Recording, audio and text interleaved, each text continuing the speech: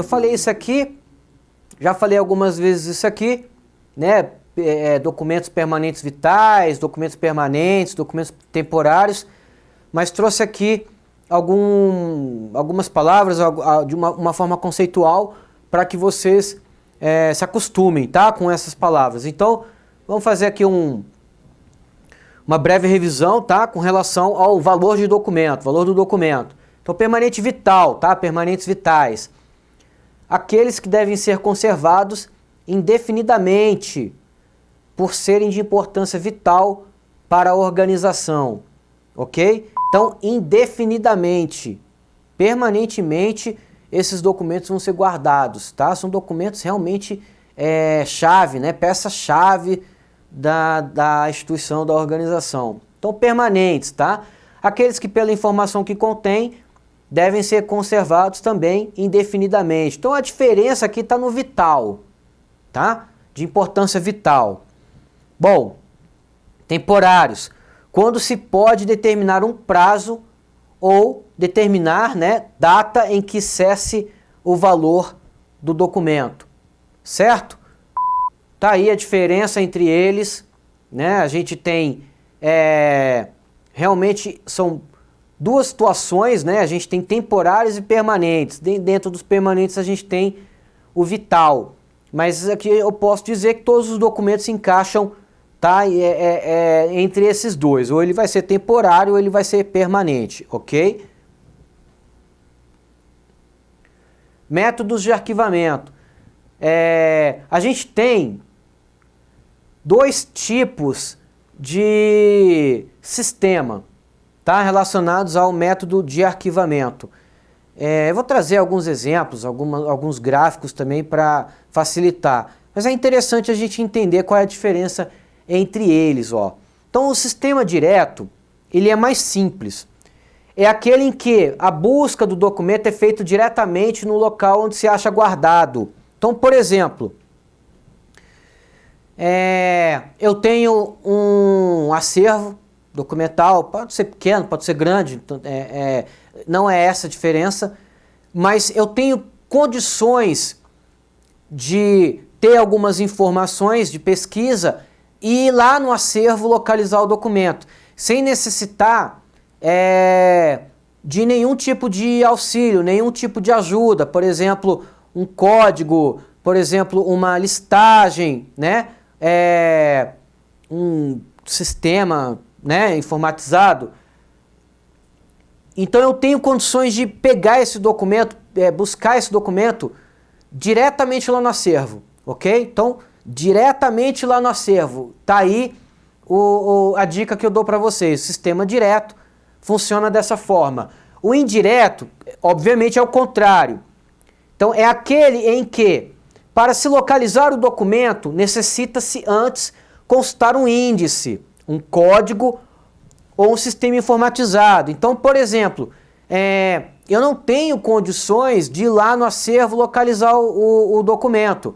Eu preciso de algum outro mecanismo, de algum outro modelo para poder identificar o documento que eu estou precisando lá no acervo, tá? Então esse outro método, né, pode ser um índice, né? Pode ser um código, que poderia ser, por exemplo, o próprio código de classificação de documentos, ou pode ser um sistema informatizado, que às vezes você vai lá, acessa esse sistema informatizado e ele traz para você uma notação. A notação é o endereçamento que o documento tem lá no acervo, né? Ele pode ser numérico, pode ser alfanumérico, ele pode ser alfabético, né? Mas esse sistema vai te trazer qual que é o endereço que o documento está lá nas estantes, lá no acervo, certo? Esse endereço a gente chama de notação.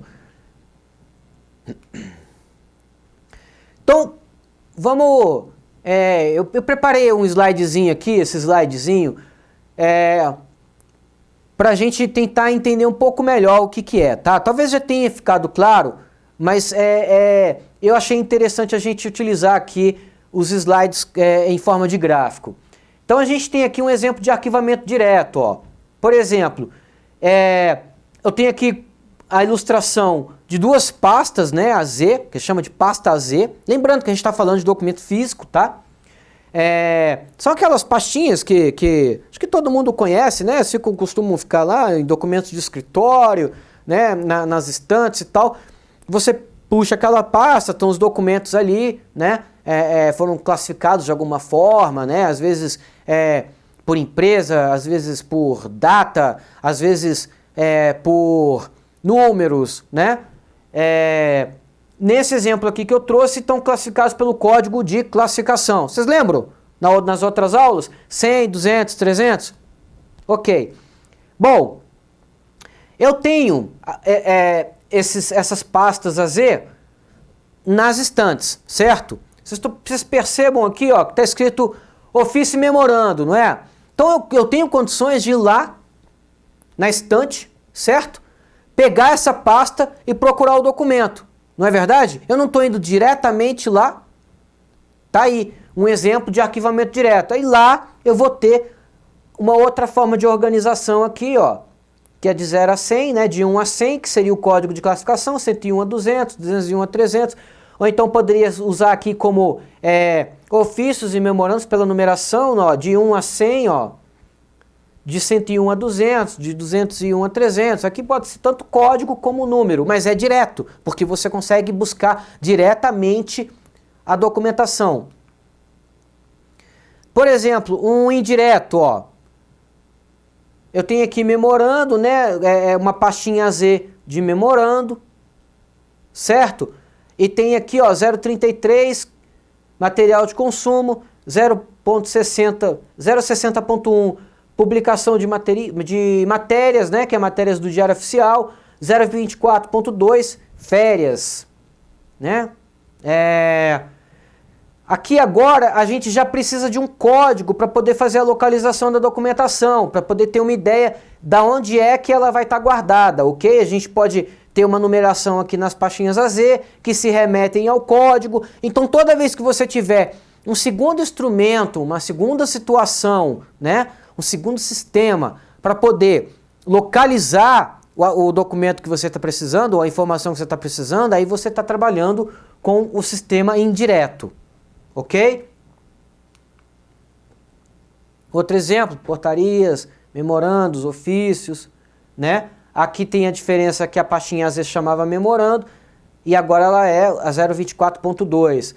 Então, por exemplo, 024.2 é férias, não é?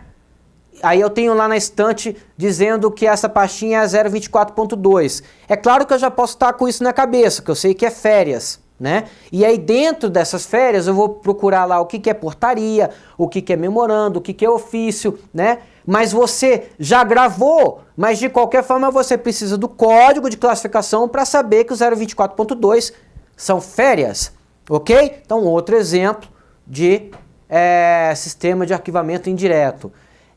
Bom, vamos lá, né? Para quebrar um pouquinho essa massa, né, de informação, eu fiz esse slide aí, que ele é bastante clássico, né, bem clássico dentro dos livros de arquivologia. Acho que a maioria dos autores usam esse gráficozinho, com a diferença de que o padronizado costuma ficar aqui para baixo, mas não coube no slide, certo? Então a gente tem, dentre os métodos de arquivamento, dois estilos, né? O básico e o padronizado. Então vamos começar com esse básico aqui, que ele costuma ser um pouco mais complexo. Agora ambos caem em prova, tá?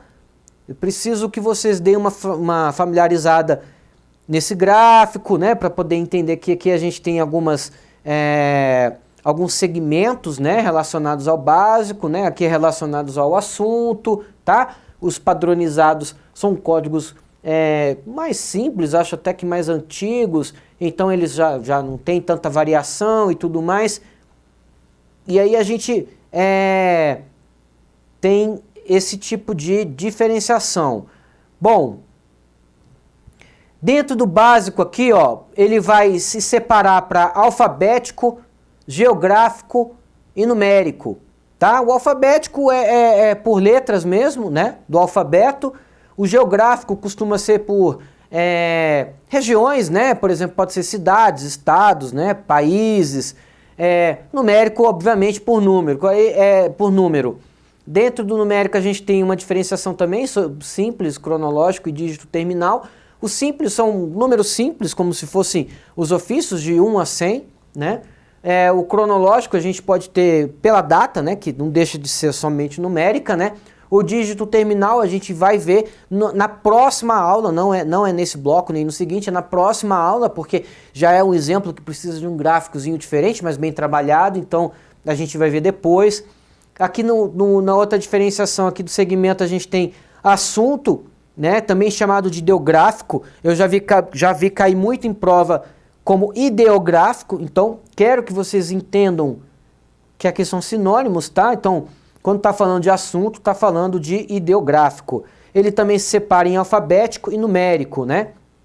E aqui no alfabético a gente tem ele como dicionário enciclopédico. Também a gente vai ver a posteriori, tá bom? E temos aqui numérico como duplex, decimal dial, que a gente já falou, que esse decimal é o do Código de Classificação de Documentos, que o CONARC usa, o Conselho Nacional de Arquivos usa, eu já vi isso cair em prova, então fica a dica. Unitermo e indexação coordenada. A gente vai dar uma olhada bem interessante nos conceitos nessa aula, tá? Então preparei alguns slides que traz os conceitos, né? Quais são as palavras, quais são os termos utilizados para explicar cada um deles, mas na próxima aula a gente vai separar os principais que caem nas provas, dando exemplos do funcionamento deles dentro de documentação e informação, certo? Bom, seguindo aqui, nós temos os métodos padronizados, o Variadex, automático, Soundex, mnemônico e Rhônio, tá? Então, como é que isso é cobrado em prova? Às vezes eles fazem, misturam um pouquinho, né, essa situação toda, falam que o geográfico tem o simples e o cronológico. A maior parte das provas, eles trocam as palavras conceito. E aí, o candidato não percebe, ok? Então você tem que estar decorando um pouco isso aí, para poder identificar quando tem uma palavra, né, que está dentro de um outro conceito.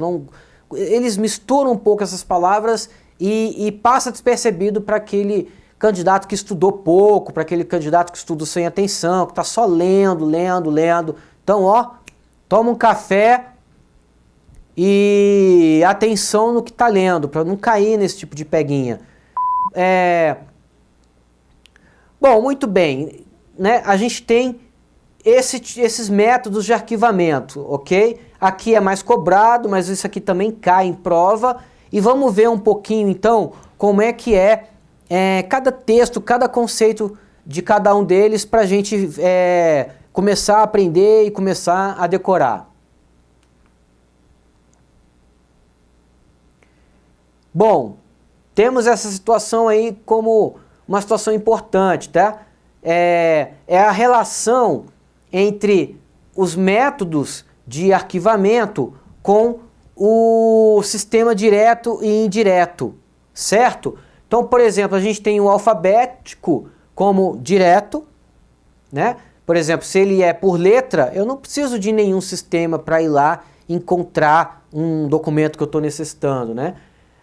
O geográfico também, que é feito por região. Então a pasta vai estar escrito lá São Paulo, Rio de Janeiro, Brasília, Vitória, né? Ou Espírito Santo, ou Rio de Janeiro, né? Então vai trabalhando as regiões, as cidades, os estados, e de forma geográfica, alfabética também muitas vezes, mas você não precisa de nenhum sistema, de nenhum mecanismo, instrumento para poder encontrar. Você vai direto lá onde o documento está.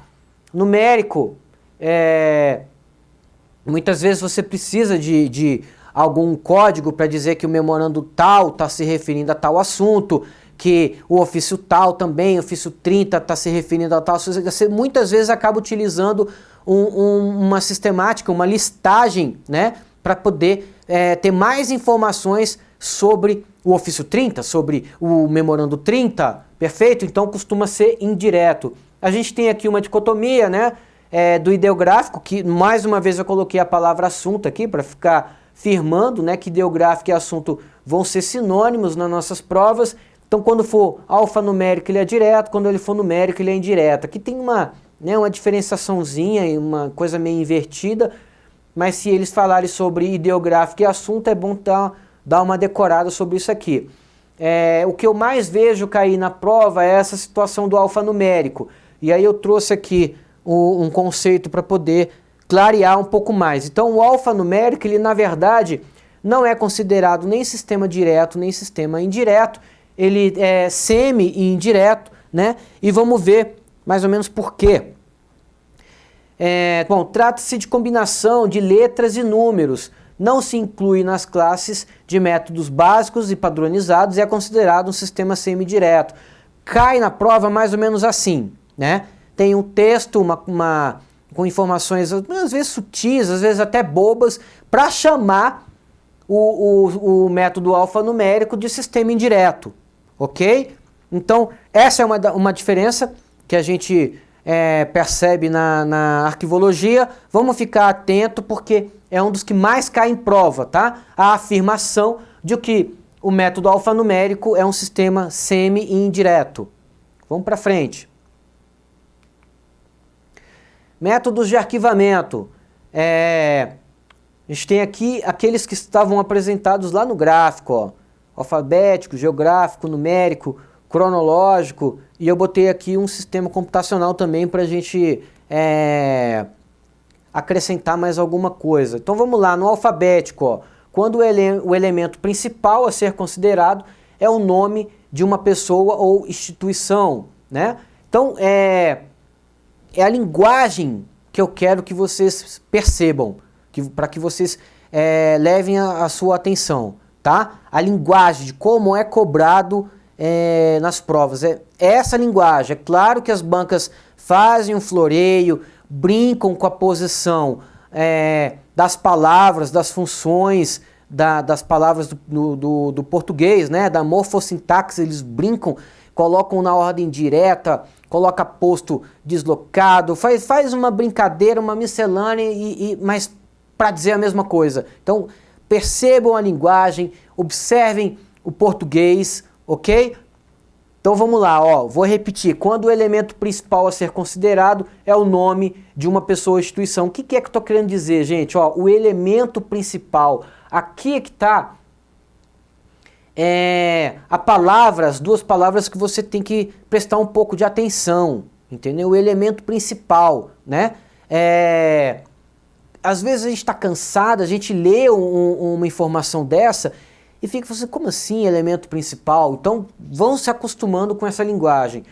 Geográfico, quando o elemento principal a ser considerado é a procedência ou local, como eu havia falado, ó, cidade, estado e país. Numérico, consiste na atribuição de uma numeração sequencial de identificação nos documentos, conforme são produzidos ou recebidos. Eu vou aproveitar aqui até para falar, porque aqui ele falou de número sequencial, mas, por exemplo, lá no Ministério, a gente tem um sistema de informações que ele também dá um número, mas não é sequencial, mas ele se utiliza desse número, né, desse método numérico, para poder localizar a informação. Então ele tem uma lógica de programação em que ele dá a numeração e é atribuída de forma automática. Então essa mesma numeração facilita para o sistema lá localizar a documentação, ok? Só para efeitos de estudo de caso. Bom, cronológico consiste em organizar os documentos pela sua data de produção ou recebimento. Então, aqui a situação a se observar, né, que é a data de produção ou recebimento. E sistema computacional consiste em adotar a numeração dada pelo sistema a seguir o método numérico supracitado, como eu já expliquei, né? Então, ó, a gente tem aqui daquele padronizado, ó, o variadex, né, método de arquivamento variadex. Esse método é uma variação do método alfabético. São utilizados cores utilizadas cores, né, como elementos auxiliares para facilitar não só o arquivamento, como a localização de documentos. Trabalha-se com uma chave constituída de 5 cores, onde cada cor representa a segunda letra do nome de entrada. Dessa forma, em cada letra do alfabeto poderão existir pastas nas 5 cores da chave. Eu usei essas cores aqui, ó, vocês vão olhar e falar assim, professor, ficou maluco, né? Ouro, palha, mas era o que estava no livro, tá? E não faz diferença, você pode mudar as cores aqui que vai surtir o mesmo efeito, tá bom? Então, só para preservar a apresentação do material, que é de autor e tudo mais, ok? Então, isso aqui é quase que notório na nossa área, eu só quis repetir mesmo, mas a maioria dos livros traz dessa forma. Então, ABCD e abreviações, vai usar a cor ouro, né? Outro exemplo aqui, FGH e abreviações, vai usar a cor rosa, né? IJKLMN e abreviações vai usar o verde, e assim, né? Até o final, até a letra Z vai usar a cor palha. Bom,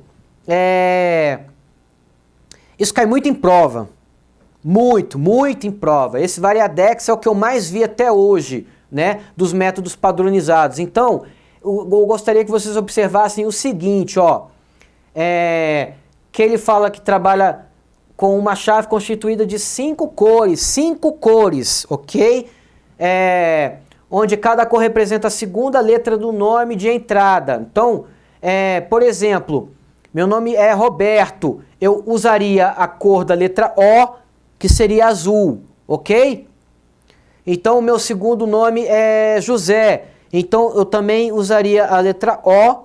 Então, por exemplo, deixa eu colocar o outro nome que eu tenho, que é Júnior, a gente usaria a letra U, que é palha.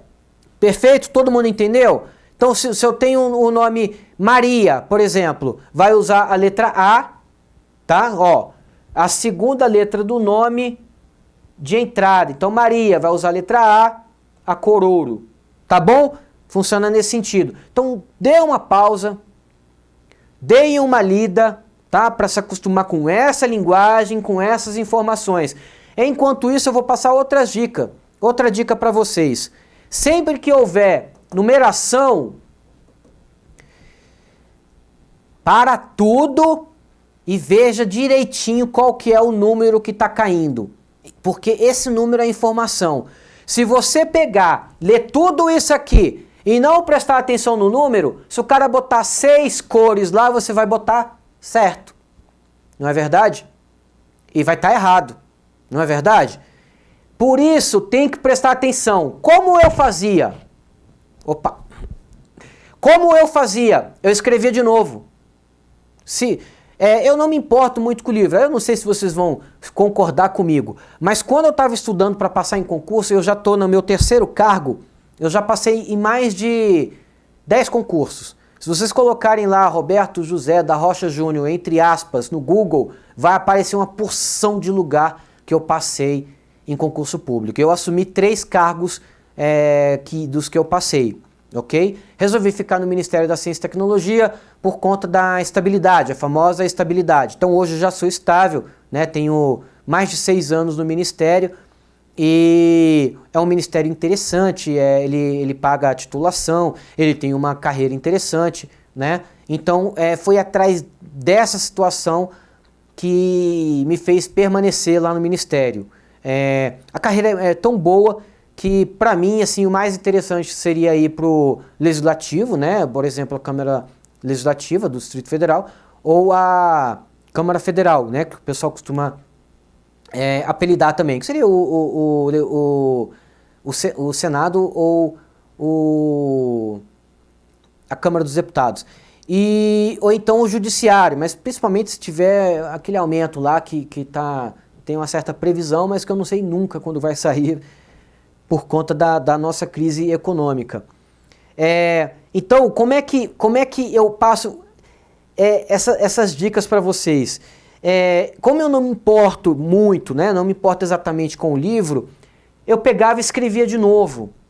Quando aparecia o número, eu ia lá em cima e escrevia de novo. Eu estou lendo lá trabalha com uma chave constituída de 5 cores. Eu ia lá e escrevia 5. Por quê? Porque era mais uma forma de memorizar, certo? E eu não costumava errar. A maioria eu acertava. Quando cobrava número eu ficava feliz, porque eu sabia se estava certo ou não. Aí eu prestava mais atenção no contexto, no português, naquelas outras informações, nas generalizações, né? De coisa muito geral, todo o documento, né? Qualquer documento, nenhum documento, todas essas generalizações, elas têm um certo peguinha que preciso prestar muita atenção, ok? Ou então, frases muito afirmativas, frases negativas, ou então apenas palavras negativas, né? Então, por exemplo, aqui, eu vou dar um exemplo. Trabalha com uma chave constituída de 5 cores, onde cada cor representa a primeira. Por exemplo, se você não anotou, né, pode ser que erre.